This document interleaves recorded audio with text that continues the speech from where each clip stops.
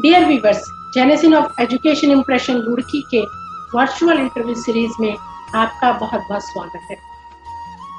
आज हमारे साथ एक बहुत ही व्यक्ति जुड़े हैं जिनका नाम प्रभु मायापुर वासीदास जी है। स्वामी जी इस्कॉन टेम्पल कोटा में अधिकृत है और आज हम उनसे बात करेंगे कि कैसे धर्म और आध्यात्मिकता अलग अलग है, कैसे हमारी युवा पीढ़ी भौतिकवाद की तरफ बढ़ रही है और कैसे हम अपनी युवा पीढ़ी को आध्यात्मिकता की तरफ ले जा सकते हैं, उनके विचारों को आध्यात्मिकता की ओर ले जा सकते हैं, कैसे हम उन्हें भौतिकवाद से आध्यात्मिकता की तरफ मोड़े। स्वामी जी हमें ये भी बताएंगे कि क्या अंतर है रिचुअल्स में और आध्यात्मिकता में। तो चलिए बात करते हैं स्वामी जी से और जानते हैं क्या आध्यात्मिकता। जी बोलिए। मैं आपका भी बहुत बहुत धन्यवाद ज्ञापन करता हूं कि आपने मुझे अपने विचार रखने का यहाँ पर मौका दिया। साथ ही जितने भी दर्शक और जितने भी श्रोता सुनेंगे उनको भी बहुत धन्यवाद देता हूँ। साथ ही सबसे ये प्रार्थना करता हूँ, सबसे अपील करता हूँ कि सबको चाहिए कि हम सबको आनंद चाहिए, सब आनंद के लिए भाग रहे हैं, सबको सुख चाहिए। तो हमें जानने की सुख है क्या और सुख को प्राप्त करने के लिए आध्यात्मिकता को अपने जीवन में अपनाएं। आध्यात्मिकता को अपनाएंगे तो हमारे बाकी कार्य में भी हमारी एफिशिएंसी बढ़ेगी, साथ ही सुखपूर्वक आनंद पूर्वक जीवन जी पाएंगे। जी तो स्वामी जी मेरा पहला सवाल है आपसे कि कैसे आध्यात्मिकता धर्म से अलग है। जी, आपने जो प्रश्न किया है आध्यात्मिकता कैसे धर्म से अलग है, तो सर्वप्रथम हमें धर्म शब्द को भी जानना होगा कि धर्म शब्द का क्या अर्थ है। जी। धर्म शब्द को जब हम बात करते हैं, धर्म शब्द अर्थ की, जैसे कि हम सिंपल सा एक साधारण सा उदाहरण लें, ये शक्कर है। शक्कर का धर्म क्या है? शक्कर का धर्म है मीठा होना। अब शक्कर चाहे कहीं रुड़की की हो, चाहे देहरादून की हो, चाहे कोटा की हो, चाहे बॉम्बे की हो, सभी जगह शक्कर मीठी होगी। तो शक्कर का गुण जो है, उसका जो गुण धर्म है वो मीठा होना है। उसी प्रकार पानी का धर्म है बहना। तो पानी चाहे भारत में हो, चाहे वो पानी अमेरिका में हो, चाहे रसिया में हो, सभी जगह पानी का एक ही धर्म है, बहना। तो धर्म जो शब्द है ना, धर्म जीव के या उस वस्तु के कैरेक्टरिस्टिक को, उसके गुणों को, उसके स्वभावों को प्रदर्शित करता है। तो उसी प्रकार से जितनी भी जीवात्माएं हैं, मनुष्य हैं या जितने भी जीव हैं, उनका भी एक कैरेक्टरिस्टिक ऐसा है जो सभी में कॉमन है। तो जो सभी में जो एक्चुअल जो कैरेक्टरिस्टिक जो सभी में कॉमन है, उसी को उसका धर्म कहा जाता है। तो इस प्रकार से शक्कर सभी जगह मीठी होगी, पानी सभी जगह बहने का धर्म निभाएगा। अगर पानी बहना छोड़ देगा तो उसे भी पानी नहीं कहा जाएगा। अगर पानी जम गया तो उसे बर्फ कहेंगे, पानी उड़ गया तो उसको वाष्प कहेंगे। उसी प्रकार से धर्म जो है वो सभी जीवों का एक ऐसा गुण है जिसको उससे अलग नहीं किया जा सकता। वो एक ऐसा गुण धर्म है, कैरेक्टरिस्टिक, इससे अलग नहीं किया जा सकता। तो ये तो हो गया धर्म। अब बात करते हैं आध्यात्मिकता की। आध्यात्मिकता अधिधन आत्मिकता। आध्यात्मिकता अर्थात कि हमारा जो वास्तविक स्वभाव है, आध्यात्मिकता में सिखाती है कि जो हमारा वास्तविक स्वभाव है, जो हमारा वास्तविक धर्म है, उसका कैसे पालन किया जाए, ये हमें आध्यात्मिकता सिखाती है। जब हम आध्यात्मिक राह का पालन करते हैं या आध्यात्मिक पथ पर चलते हैं, तो हमारा जो वास्तविक धर्म है, जो वास्तविक स्वभाव है, उस स्वभाव को निकालने में हमें सहायता मिलती है। तो मैं 10 सेकंड और लूंगा, उसमें थोड़ा आपको ये बात बताना चाहूंगा सभी दर्शकों के लिए, सभी सुनने वालों के लिए। जी।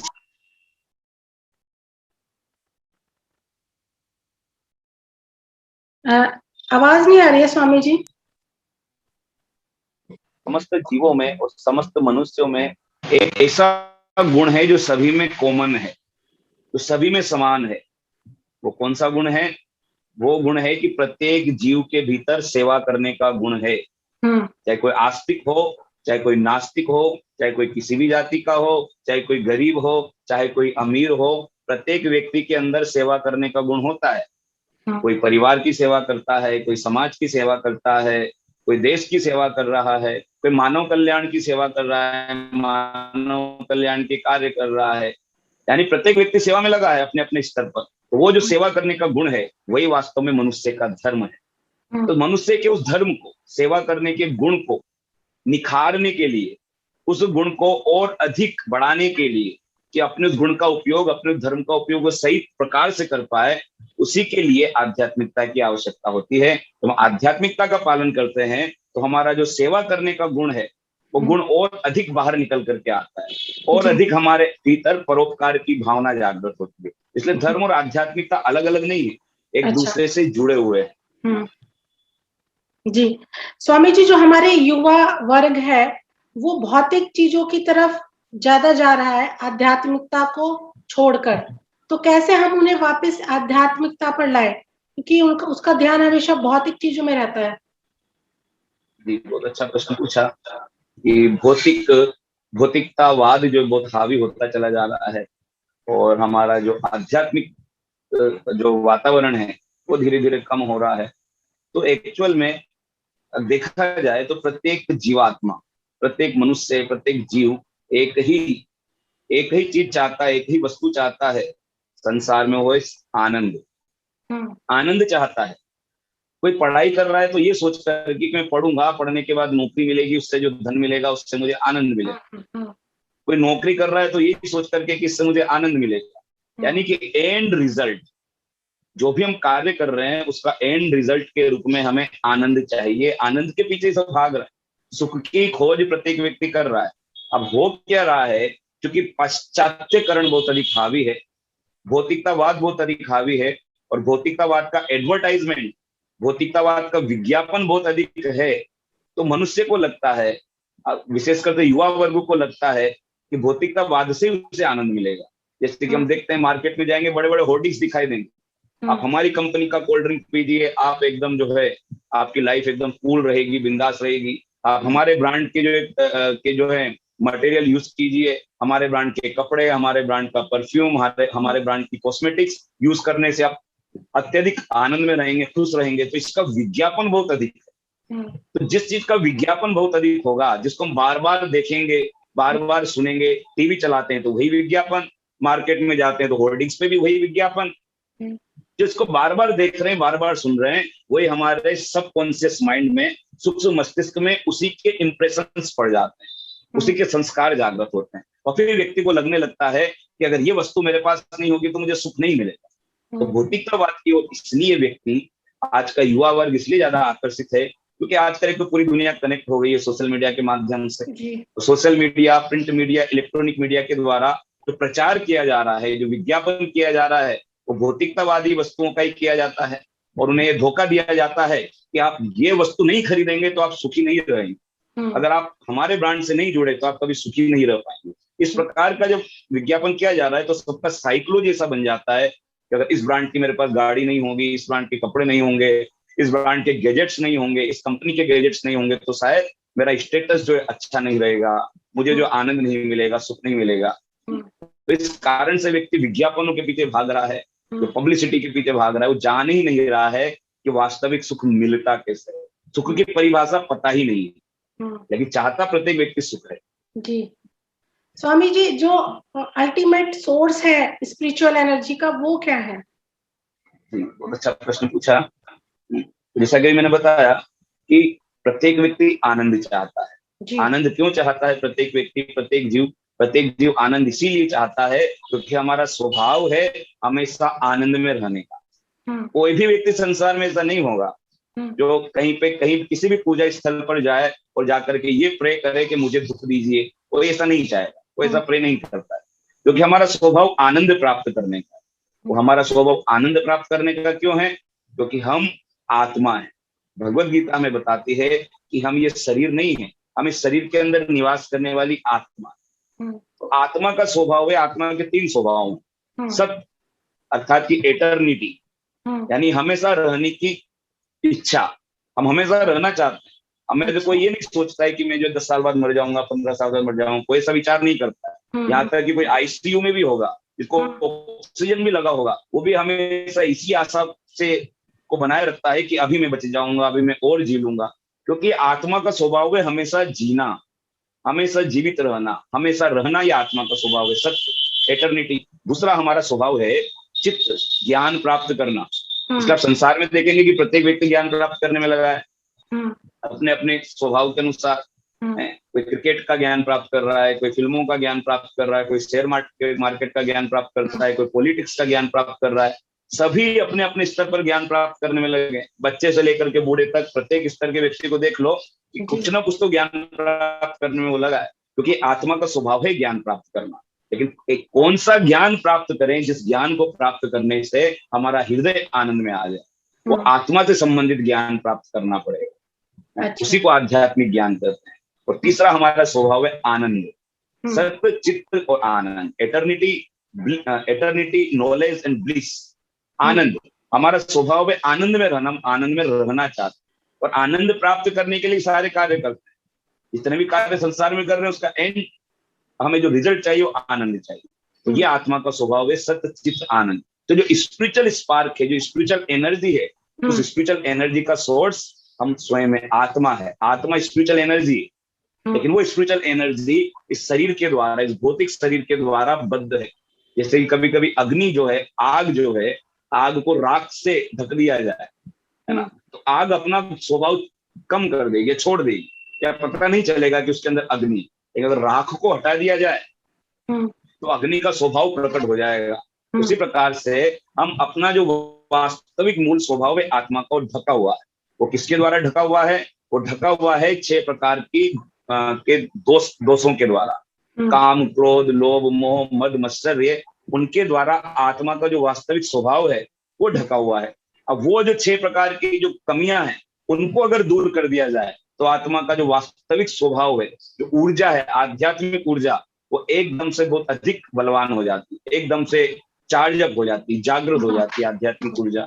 और उस आध्यात्मिक ऊर्जा को जागृत करने के लिए ही, उस आत्मा के स्वभाव को जागृत करने के लिए ही नाना प्रकार के जो साधन हैं, कोई ध्यान योग करता है, कोई ज्ञान योग का पालन करता है, कोई भक्ति योग का पालन करता है, कोई सांख्य योग, कोई हठ योग, नाना प्रकार के योग, नाना प्रकार की पद्धतियां हैं उसको, उस आत्मा के स्वभाव को जागृत करने के लिए, स्पिरिचुअल एनर्जी को जागृत करने के लिए। तो ये जो आत्मा है, ये आत्मा अणु है, ये केवल एटम है, वो छोटा है।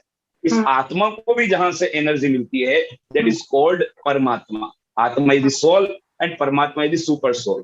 तो super soul is the energy source for that soul. वो परमात्मा जो है वही आत्मा के लिए ऊर्जा सप्लाई का काम करता है। जब तक आत्मा परमात्मा से कनेक्टेड है, जुड़ी हुई है, तब तक व्यक्ति बहुत अधिक आत्मविश्वास में रहता है। वो किसी भी प्रकार का कार्य कर सकता है, किसी प्रकार की सफलता प्राप्त कर सकता है, क्योंकि उसे वो आध्यात्मिक ऊर्जा मिल रही है। लेकिन जैसे ही मैंने बताया कि राख अगर ढकी हुई है, आग राख से ढकी हुई है, अगर आत्मा ढकी हुई है बहुत अधिक दुर्गुणों के द्वारा, तो फिर वो आत्मा धीरे धीरे परमात्मा से दूर हो जाती है, और वो जो ऊर्जा जो मिलना चाहिए वो बीच में बैरियर आ जाता है। राख का, वो दुर्गुणों का बैरियर आ जाता है, जो ऊर्जा को आत्मा तक पहुंचने से रोक लेता है। और उसके कारण आत्मा जो है फिर लो फील करने लगती है। फिर हम जो डिमोटिवेट होते हैं, हम जो निराश रहने लगते हैं, हम कोई भी कार्य ठीक से नहीं कर पाते हैं, क्योंकि हमने सोर्स से अपना संपर्क तोड़ दिया। सोर्स है भगवान या परमात्मा, वही सोर्स है हमारी एनर्जी के। तो उनसे जुड़ने के लिए ही नाना प्रकार के माध्यम हैं जो कि शास्त्र में बताए गए हैं, है ना। पर स्वामी जी, लेकिन जो भौतिक संसार में रहते हैं, वो जो नाना प्रकार के जो माध्यम शास्त्रों में बताए गए हैं, वो तो उनका पालन नहीं करते हैं, फिर वो कैसे परमात्मा से जुड़े? जी, बहुत अच्छा प्रश्न आपने पूछा कि नाना प्रकार के साधन बताए हैं। जैसे कि साधन बताया कि आप जंगल में जाइए, जंगल में जाकर के ध्यान लगाइए। तो प्रत्येक व्यक्ति के लिए तो संभव नहीं है कि अपनी घर गृहस्थी के कार्य छोड़ के, संसार के कार्य छोड़ के जंगल में जाकर के ध्यान लगाए। फिर एक और साधन आता है कि आप जो है समस्त वेद और शास्त्रों का अध्ययन कीजिए, ज्ञान प्राप्त कीजिए। ये भी प्रत्येक व्यक्ति के लिए संभव नहीं है जी। सबका रुचि नहीं हो सकता पढ़ने में, क्यों इतना पढ़ाई करेगा, इतना अधिक वेद और शास्त्र पढ़ेगा। तो ज्ञान योग का पालन करना भी सबके लिए संभव नहीं है। फिर एक हठ योग आता है जिसमें नाना प्रकार के आसन, नाना प्रकार के जो है उसमें पूरे अष्टांग योग आता है। अष्टांग योग आता है जिसमें वो आसन से प्रारंभ करता है, आसन, प्राणायाम, ध्यान, धारणा, समाधि, इस प्रकार से 8 प्रोसेस होते हैं। लेकिन वो भी प्रत्येक व्यक्ति के लिए संभव नहीं हो पाता कि उनका पालन कर पाए, क्योंकि आज की लाइफ स्टाइल हमारी ऐसी हो चुकी है कि वर्किंग कल्चर ऐसा है कि व्यक्ति को 10 घंटे 12 घंटे काम करना पड़ता है, जी। तब जाकर तो अपने परिवार को पालने के लिए, अपने परिवार की आवश्यकताओं को पूरा करने के लिए वो आवश्यक सामग्री या आवश्यक सुविधाएं जुटा पाता है। अब 10-12 घंटे वो काम करेगा, थका हुआ होगा, 7-8 घंटे वो सोएगा भी, मिनिमम 6-7 घंटे तो सोएगा। उसके बाद उसका समय कहाँ रह जाता है कि वो हठ योग करे या कहीं सेक्लूडेड प्लेस में एकांत में जाकर के कुछ ध्यान करे? ये संभव नहीं है। जी। भगवद गीता में अर्जुन ने यही बात भगवान से बोली कि भगवान आप बोल रहे हैं कि मैं हठ योग करूं, ध्यान करूं, ऐसा कुछ करूं, लेकिन मेरे लिए संभव नहीं है क्योंकि मैं तो ग्रस्त ग्रस्त व्यक्ति हूँ, मुझे संसार में रहना है और मुझे अपने जो है घर का कार्य भी देखना है, मेरे बच्चों को देखना है, फिर मेरी जो ड्यूटी है। अर्जुन एक सोल्जर था, एक क्षत्रिय था, तो मेरा जो कार्य वो भी मुझे करना है। तो ये सब कार्य करते हुए मैं ज्ञान योग, ध्यान योग, अष्टांग योग, सांख्य योग, इनका तो पालन नहीं कर पाऊंगा। तो क्या कोई ऐसी विधि है क्या जिसका पालन करने से मैं परमात्मा से भी कनेक्ट रहूं और मेरे जो कार्य हैं वो भी चलते रहें? तब भगवान ने उन्हें कर्मयोग के बारे में बताया।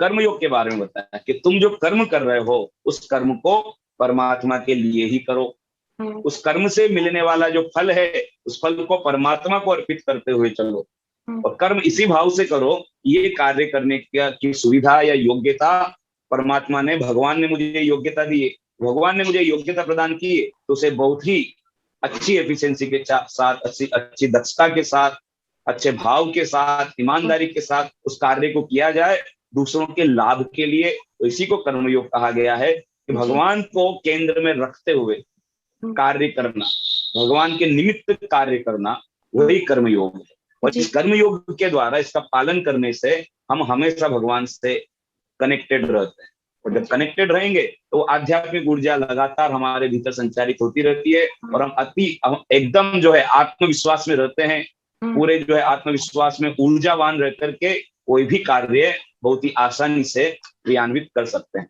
जी स्वामी जी, यहाँ पर जी 10 सेकंड लूंगा।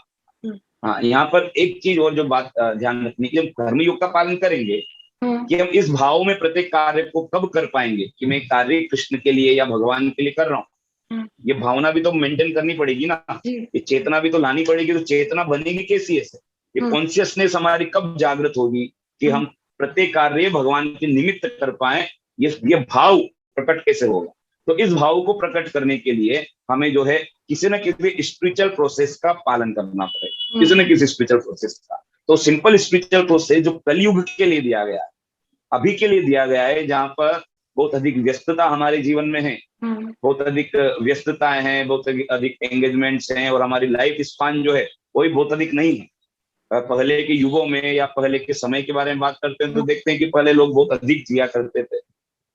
100 ईयर्स तो जो कॉमनली लोग पार कर जाया करते थे। आजकल बहुत कम लोग होते हैं जो 100 ईयर्स तक भी जो जी पाते हैं। तो हमारा लाइफ स्पान भी शॉर्ट हो गया है और व्यस्तताएं भी बहुत अधिक बढ़ गई हैं। तो ऐसी स्थिति में कलयुग के लिए एक स्पिरिचुअल प्रोसेस जो बताया गया है, मंत्रा मेडिटेशन, अगर कोई करता है मंत्रा मेडिटेशन, कि भगवान के नामों का जप करना, उसके जो वाइब्रेशंस हैं मंत्रा के, वो मंत्रा के वाइब्रेशंस जो स्पिरिचुअल वाइब्रेशंस होते हैं वो हमें भगवान से कनेक्ट करके रखते हैं। साथ ही साथ वो वाइब्रेशंस हमारे माइंड को रिलैक्स करके रखते हैं, और जब माइंड रिलैक्स रहेगा तो ज्यादा एफिशिएंसी के साथ अपने काम को कर पाएगा। जी, मतलब हमारे माइंड का रिलैक्स होना बहुत जरूरी है किसी भी काम को एफिशिएंसी से करने के लिए। जी स्वामी जी, एक हमारा जो धर्म है और उसमें बहुत सारी मान्यताएं हैं। जब हम पूजा करते हैं कि हम नहाकर अगर हम पूजा करेंगे तो ठीक है, मतलब इस तरह की मान्यता है, जबकि स्पिरिचुअलिटी में ऐसा कुछ नहीं है। तो ये सब चीजें क्या है स्वामी जी? देखिए, प्रत्येक मान्यता के पीछे अगर उसके लॉजिक को हमें जानना होगा कि मान्यताएं क्यों बनी। कई मान्यताएं तो अंधविश्वास के कारण बन जाती। जैसे एक सिंपल सी घटना सुनाऊं कि एक बार किसी गांव में विवाह हो रहा था, शादी हो रही थी। तो शादी हो रही थी और शादी के समय जो है पंडित जी ने जो है सारी व्यवस्था कर ली फेरे करवाने के लिए, दूल्हा दुल्हन के लिए। और बस काफी सामान वहां पे रखा हुआ था, बड़े बड़े बर्तन भी रखे थे जिसमें खाना पीने की वस्तुएं रखी हुई थी, कुछ खाली बर्तन भी रखे थे। अब अचानक से यज्ञ मंडप में, जहाँ पे मंडप सजाया गया था, एक बिल्ली उधर आने लगी। वो बिल्ली डिस्टर्ब करने लगी, कभी इस सामान को गिरा देती, कभी उस सामान को गिरा देती। पंडित जी ने देखा है बिल्ली तो सारे सामान को जो है गिरा रही है, डिस्टर्ब कर रही है। पंडित जी ने एक बड़ा पतीला लिया और बड़े पतीले को लेकर के उस बिल्ली के ऊपर रख दिया, उस बिल्ली को बड़े पतीले के अंदर बंद कर दिया। सब लोगों ने देखा कि भाई दूल्हे दुल्हन आकर के बैठे हैं, अभी फेरे होने वाले हैं। फेरे होने के पहले पंडित जी ने क्या किया, बिल्ली को पतीले के नीचे बंद किया। अब लोगों ने देखा कि पता नहीं ये पंडित जी ने किया है तो मतलब इसके ये प्रथा होती होगी। अब उसके बाद उस गांव में जितनी भी शादियां होने लगी, तो शादी होने से पहले, फेरे पड़ने से पहले लोग एक बिल्ली को पकड़ के लाते, फिर उसको पतीले के नीचे बंद करते, उसके बाद फेरे पड़ते। यानी कि मान्यता बन गई, एक अंधविश्वास बन गया। ये किसी ने नहीं पूछा कि पंडित जी ने क्यों बिल्ली को बंद किया था, ये किसी ने जानने का प्रयास नहीं किया, बस उन्होंने किया तो एक वो प्रथा बन गई। तो कुछ प्रथाएं ऐसी हैं जो कुप्रथाएं हैं, जो बुरी प्रथाएं हैं, जो चलन में आ गई। लेकिन कुछ कुछ जो नियम है वो ऐसे भी हैं जिनके पीछे लॉजिक्स होता है, इसके पीछे कुछ ना कुछ कारण होता है। तो हमें उन कारणों को जानना चाहिए, क्या उसके पीछे कुछ कारण है या नहीं। अगर कारण नहीं है तो इसका अर्थ है कि वो केवल अंधविश्वास है या बस वो प्रथा बन गई। और अगर उसके पीछे कारण है तो इसका अर्थ है कि उसका हमें पालन करना है। जैसे कि आपने फॉर एग्जाम्पल आपने एक प्रश्न पूछा कि पूजा पाठ जो नहा धोकर के करना चाहिए, है ना, उसके पीछे क्या लॉजिक है, क्यों ऐसी मान्यता है कि नहा धोकर ही करना चाहिए। वास्तविकता तो ये कि आप नहा करके करो, बिना नहाए करो, हम आत्मा, ये शरीर है ही नहीं। जब ये शरीर है ही नहीं तो हम किसको नहिला रहे हैं, शरीर को नहिला रहे हैं, हम तो शरीर नहीं है ना। और आत्मा को तो संबंध भगवान से डायरेक्टली है, प्रत्यक्ष रूप से है। तो फिर ये नियम क्यों आ गया नहिलाने का। इसके अंदर, इसके पीछे का डीप में जाएं, इसको साइंटिफिक तरीके से समझें, तो हमारा जो शरीर है, शरीर 3 गुणों के अंतर्गत कार्य करता है, जिसको कि तमोगुण, रजोगुण और सतोगुण कहा जाता है। तो तमोगुण में होते हैं, तमोगुण का अर्थ कि गंदे वस्त्र पहन करके रखना, वो गंदे वस्त्र पहन के रखना, उससे क्या होता है, आलस आता है। या फिर बहुत दिनों तक स्नान न करें तो शरीर के भीतर आलस आएगा, वो आलसी रहेगा, बार बार उबासी लेगा, आलसी रहेगा, कुछ कार्य नहीं कर पाएगा, उसकी सोने की इच्छा करेगी, या एक बार डीएक्टिव रहेगा, कुछ करना नहीं चाहेगा। तो तमोगुण क्या करता है, तमोगुण व्यक्ति को डीएक्टिव बना करके रखता है, वो कुछ करने नहीं देता है ना। तो नहाने से क्या होता है, स्नान करने क्यों बोला गया है कि भैया कहीं ऑफिस जाओ तो स्नान करके जाओ, कुछ काम कर रहे हो तो पहले स्नान करके तो अपना काम करना स्टार्ट करो। क्योंकि स्नान करने से हमारा जो शरीर है, ठंडा ठंडा पानी जब शरीर पर गिरता है तो बॉडी हमारी सतोगुण में आ जाती है, मन सतोगुण में आ जाता है।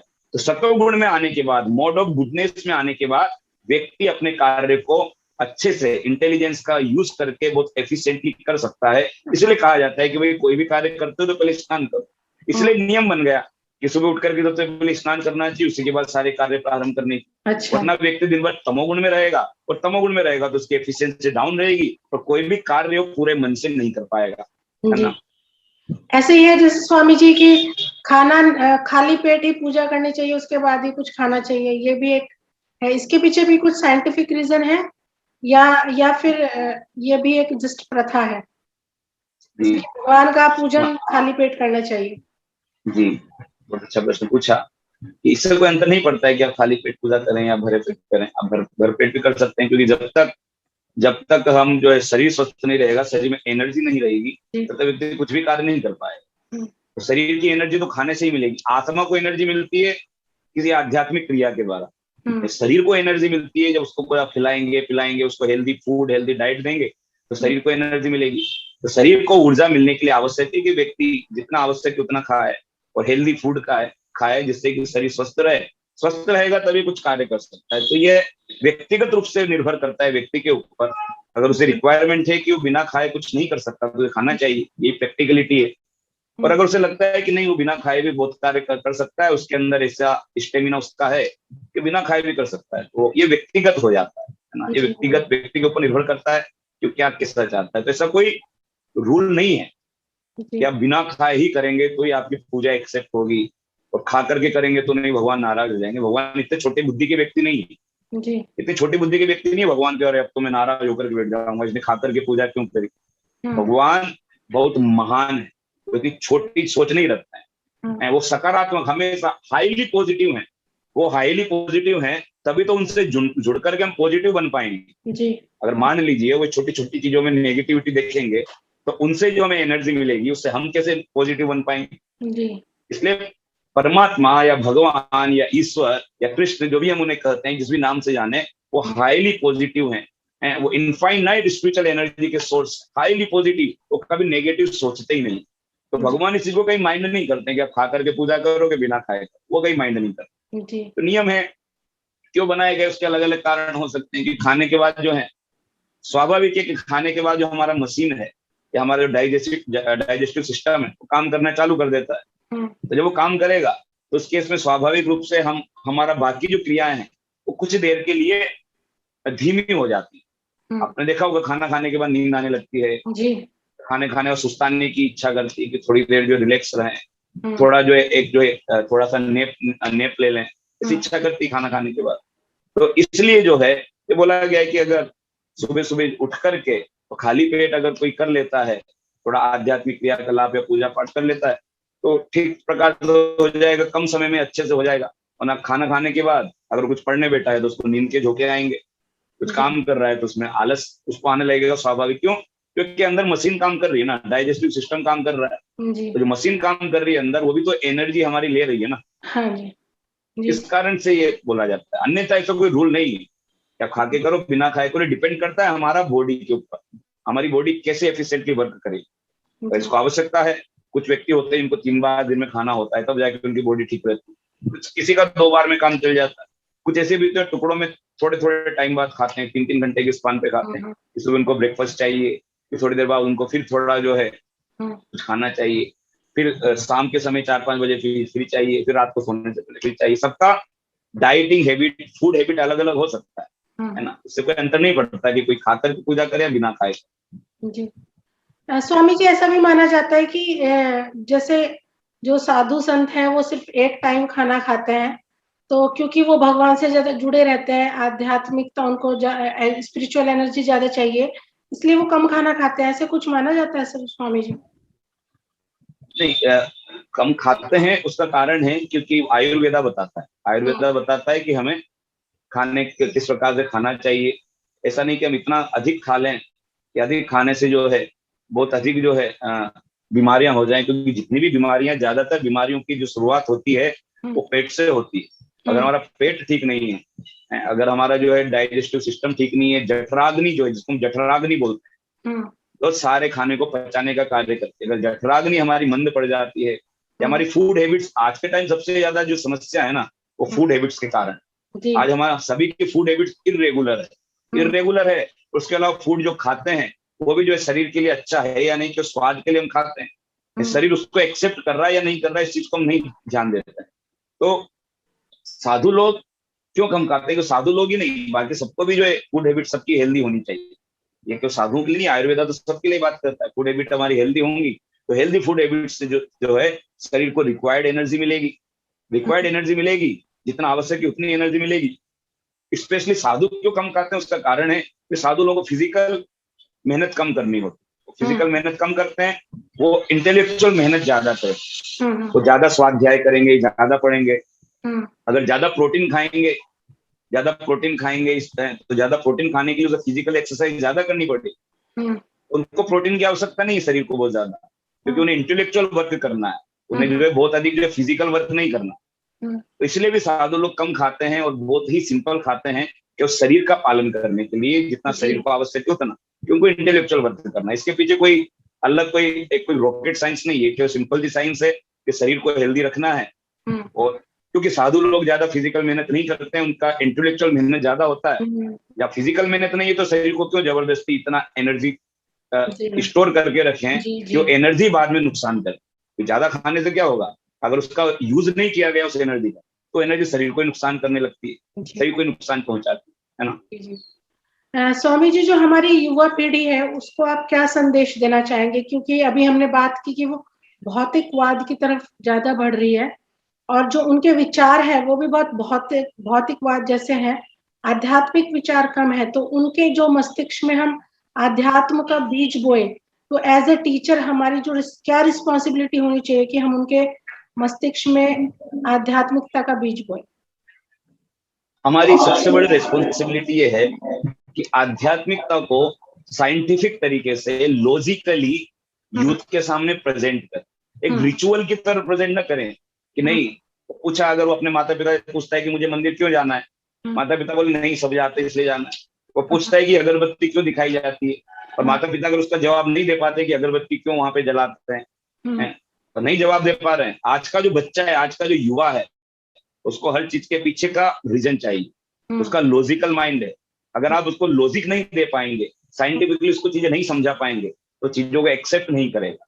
तो हमारी सबकी जिम्मेदारी है कि स्पिरिचुअलिटी एक्चुअल में एक्चुअल साइंस है। स्पिरिचुअलिटी इज नॉट, ये कोई फेथ नहीं है, ये कोई विश्वास मात्र नहीं है, क्योंकि विश्वास परिवर्तित हो सकता है, लेकिन स्पिरिचुअलिटी एक साइंस है, विज्ञान है। विज्ञान की परिभाषा है कि जब जैसा हम इनपुट डाल रहे हैं, तो इनपुट के अकॉर्डिंग आपको आउटपुट मिलेगा। जो पूरी तरह अनुप्रयोगों के द्वारा प्रमाणित जो ज्ञान है, उसी को विज्ञान कहा जाता है। तो उसी प्रकार से जो आध्यात्मिक विज्ञान है, वो पूरी तरह से प्रामाणिक है।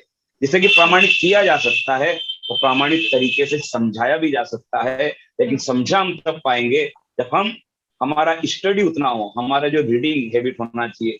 अगर हम शास्त्र पढ़ेंगे, स्क्रिप्चर्स पढ़ेंगे, तो स्क्रिप्चर्स में प्रत्येक प्रश्न का उत्तर मिलेगा। यहाँ तक भगवत गीता के बारे में ऐसा कहा जाता है कि जितने प्रश्न हमारे मन में उठ सकते हैं, उन सभी प्रश्नों का उत्तर भगवत गीता से मिल जाता है। लेकिन उसे हमें ठीक से समझना पड़ेगा, ठीक से जानना पड़ेगा, तब जाकर के हम उसका लाभ ले पाएंगे। तो हम युवाओं को क्यों आकर्षित नहीं कर पा रहे हैं आध्यात्मिकता की ओर ज्यादा अधिक? क्योंकि हम उन्हें लॉजिकली चीजें नहीं समझा पा रहे। उन्हें लगता है कि बस ये केवल विश्वास है, श्रद्धा है, एक आस्था की बातें हैं। ये आस्था की बातें नहीं है, ये सटल विज्ञान है। It is a subtle science. एक ग्रॉस साइंस होता है, फिजिकल साइंस, जिसको कि संसार में माना जाता है। इन्हें फिजिकल साइंस से अत्यंत सूक्ष्म है, सटल साइंस है। सटल साइंस को समझने के लिए उसे लॉजिकली प्रेजेंट करना होगा। तो युवा निश्चित रूप से आकर्षित होगा। हमसे बहुत युवा जुड़े हुए हैं, और इस चीज को अपनाते हैं, वो स्पिरिचुअलिटी को अपनाते हैं। कब अपनाते हैं? जब उनको साइंटिफिकली लॉजिकली चीजें समझ आएगी। एक रिचुअल की तरह उनके ऊपर लादी ना जाए चीजें कि तुम्हें ये करना ही है, तुम्हें ऐसा करना ही पड़ेगा, तुम जाओ जाकर के ऐसा काम करो, इधर चढ़ा के आओ, उधर चढ़ा करके आओ। क्यों करना है उसको नहीं समझ में आता। तो उसको लगता है कि ये सब केवल ढकोसला है, ये सब केवल आस्था की और बस श्रद्धा की बातें हैं, इसके पीछे कोई लॉजिक नहीं। प्रत्येक चीज के पीछे लॉजिक है, हमें वो जानने होंगे और फिर युवाओं को समझाने होंगे। जी स्वामी जी, जो इस्कॉन संस्था है वो क्या क्या कर रही है, मतलब युवाओं के लिए, जो थोड़ा सा बताएंगे आप मुझे, मतलब क्या क्या करते हैं वो? जी, इस्कॉन संस्था का पूरा नाम है अंतरराष्ट्रीय कृष्ण भावनामृत संघ। अंग्रेजी में से कहा जाता है international society for Krishna consciousness. संपूर्ण विश्व में भगवत गीता की शिक्षाओं के माध्यम से और मंत्रा मेडिटेशन के माध्यम से, हरि नाम के माध्यम से युवाओं को, और युवाओं को नहीं, पूरे समाज को जो है कि आध्यात्मिक प्रगति में इस्कॉन सहायता कर रहा है। विशेषकर जो युवा हैं, जब इस्कॉन संस्था की शुरुआत जब हुई, इसके जो संस्थापक आचार्य श्रील प्रभुपाद अपने गुरु का आदेश प्राप्त करके इस आध्यात्मिक संदेश का प्रचार करने के लिए पाश्चात्य जगत में गए, और उन्होंने संदेश का प्रचार करने के लिए अमेरिका को चुना। अमेरिका से उन्होंने शुरुआत की। उस समय अमेरिका में एक अलग ही कल्चर पनप रहा था, जिसको हिप्पी कल्चर बोला जाता था। वो हिप्पी कल्चर में जो लड़के और लड़की होते थे, वो बड़े घर के लड़के लड़की होते थे, लेकिन वो समाज के नियमों से असंतुष्ट थे, समाज के तौर तरीकों से असंतुष्ट थे, इसलिए वो कुछ खोज कर रहे थे। जैसा कि मैंने बताया कि प्रत्येक जीव सुख की खोज में है, प्रत्येक व्यक्ति आनंद चाहता है। सारी मटेरियल कंफर्ट्स उनके पास थे, धन था, बड़ा बंगला था, बड़ी गाड़ी थी, सारे कंफर्ट्स, लेकिन वो संतुष्ट नहीं थे जीवन में। वो कुछ और अधिक पाना चाहते थे। तो उन्हें जो है ये और अधिक पाने की इच्छा जो उनकी थी, कि उनको नशे की ओर लेकर के चली गई, और वहां पे एक कल्चर पनप गया जिसको कि हिप्पी कल्चर कहा जाता था, जिसमें लड़के लड़की, कम उम्र के लड़के लड़की, 16 साल 17 साल 20-22 साल के लड़के लड़की दिन भर नशा करते थे। और नशा भी छोटा मोटा नहीं, तो सिगरेट का, तंबाकू का नशा नहीं, बड़े बड़े LSD, हेरोइन, इसमें इस प्रकार के बड़े बड़े नशे वो किया करते थे।